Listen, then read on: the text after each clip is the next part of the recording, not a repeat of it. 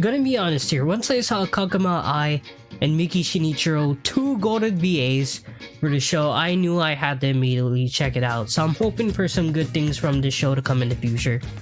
Now, I don't know about you guys, but I thought episode 1 was a unique start for an isekai series, because usually isekai start with generic character clone 10,899.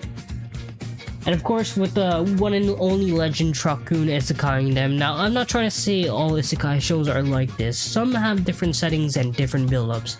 And Reincarnated as a sword is nothing special. But it's better than most of the common tropes I've seen nowadays. The overall structure of the first episode definitely gives us a good impression of what our two main characters are like. Especially with some of the spotlight revolving around the cat girl. I think her name was Fran.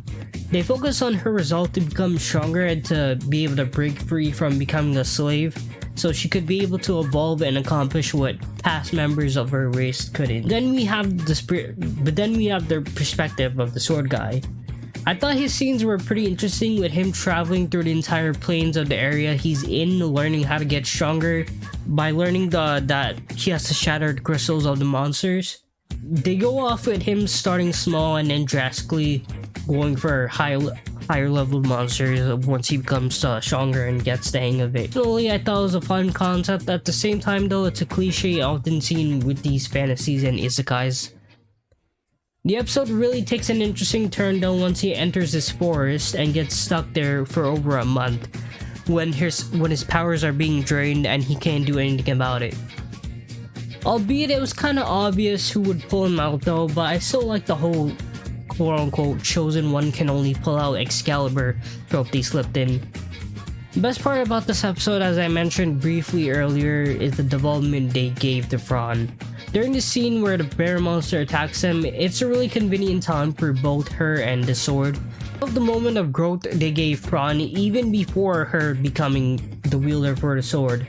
They showed her will and how she was able to resist the slave caller's command, proving that she can overcome limitations that bound her without even being OP. Now obviously I can't speak for if we'll get more moments like these throughout the show, especially with her being able to share the same skills and stats the sword had. I'm gonna choose to believe the potential the series could have from what we've seen so far, and pray that Fran gets even bigger hurdles to overcome in the future despite being kinda OP now. But you know, I've been talking about Fran this whole time. I should give a moment to the sword guy as well.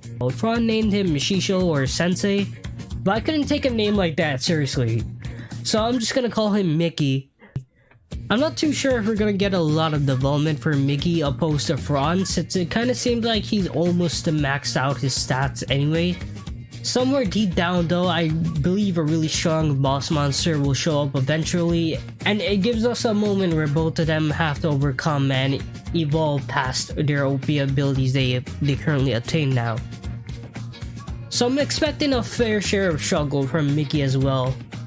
The series has the potential to be something good and more unique from most of the other generic ones I've seen the past year.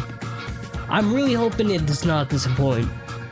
Finally, as a side note, Fran is just really adorable and wholesome from what was shown of her. I really love the vibe she gives off, and to nail it off with Kakama Ai as her voice actor, chef's kiss.